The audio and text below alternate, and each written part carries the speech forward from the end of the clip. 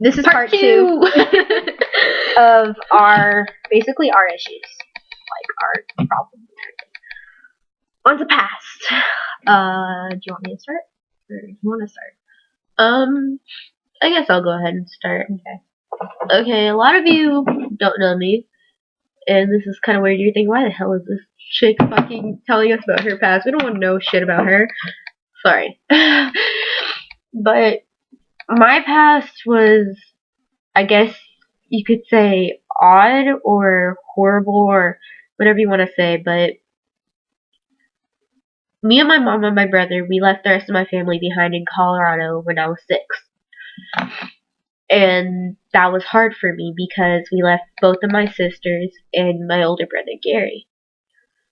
My parents, when I was younger, they would fight a lot, and they didn't really take into consideration on the kids or how it took effect on us, especially me since I was the youngest.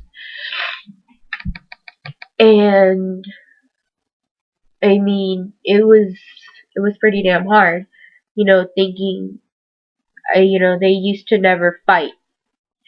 My brothers and sisters would tell me about how much they would get along and everything, and then they're like, and then just one day you were like sitting there sleeping, and then they just start arguing. So I always thought it was my fault. Well, after we left them, my mom, she would get boyfriend after boyfriend, and she was always drunk.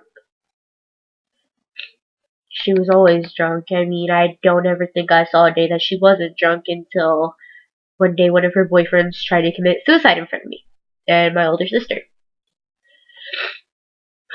And that's when the whole separation anxiety kicked in, because my mom sent me to my aunt's house for 2nd grade.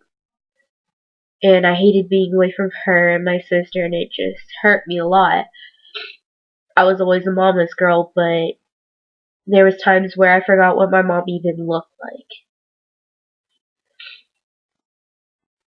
And just being away from them, it hurt a lot. Being away from my family just made me feel like I was alone. I always felt like I was alone. From then on, I felt like I was alone. And just everything seemed to not matter anymore. It seemed like nothing in the world mattered to me anymore because I was alone. It made me feel like nobody cared, nobody loved me. What was the point? And I hated feeling like that because people would always come up to me and try to be my friend, but I didn't want to get attached to them because I was scared of hurting them, and I was scared of them hurting me. That's why my first relationship only lasted me 1 day. And my second relationship lasted for 4 months. I couldn't trust him. I felt like I couldn't trust him. I felt like I didn't want to hurt him. Like, even now, even though my mom has been sober for about 2 years, no, not even 2 years, a year. Not even that. Fuck. Let's see how fucked up my family is. But she still irritates me. Like, living with her and my sister in the house is living with 2 devils. They always scream at me. They always tell me what to do when I'm already doing something. Like, yesterday, I had to go home because I was sick at school. My sister got on the phone with me and she was like, why the hell are you home? I was like, I got sick at school. My sinuses started acting up and I had a fever, and they told me to go home. She said, bullshit, because that seems to happen every day and every year. And so, yeah, you better clean something before I get home. Yeah, my sister's a bitch. Definitely she is. Just by looking at her, you can tell. Yeah. But, I mean, there has been the good times between me and my sister. I remember when I was like 7, it was basically my mom was gone so much, like, she didn't even live in the house at all. Basically, it was just me and my sister and my brother. My brother had to go and steal food for me and my mom. He had to, well, not me and my mom, but me and my sister. lets you know how much she took care of me. I actually considered her my mom for the longest time there. He would go steal food for me and my sister, and then he would go steal food for my cat.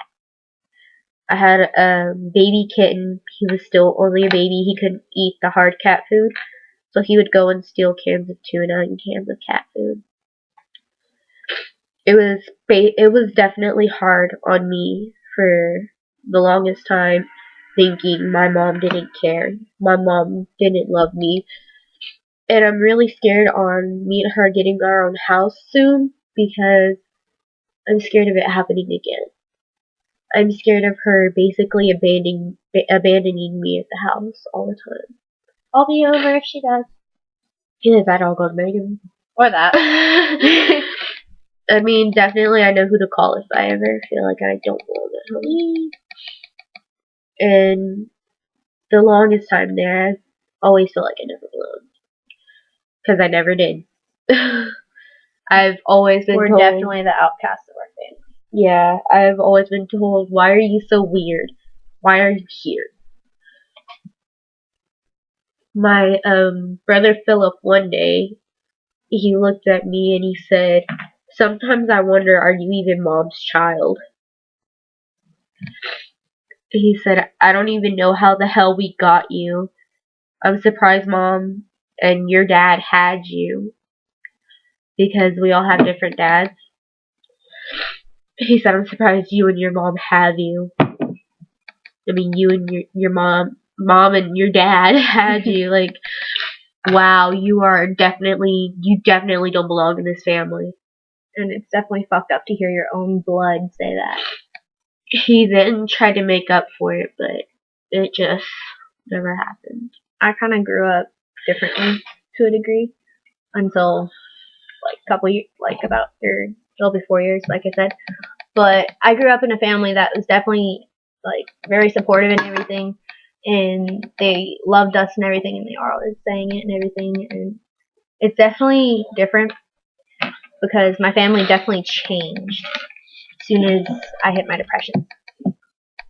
I was basically like in the hospital a lot. I remember that. I remember waking up sometimes and then telling me I died for about like 47 seconds or something like that. It definitely hit, because it was definitely hard to see my little cousins in the room with their parents being like, why is she in the hospital bed? Why are we here, Mommy? And all that. It's definitely hard because I can't get out. I'm like, I can't touch the fucking ground.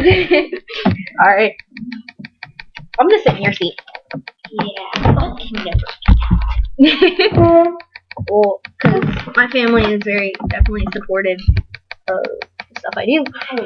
And then my cousin has kind of always been out to get me. Always been like, oh, I'm gonna do what you're doing and all that. And it kind of irritated me because I wanted to be myself. I didn't want people copying me, basically.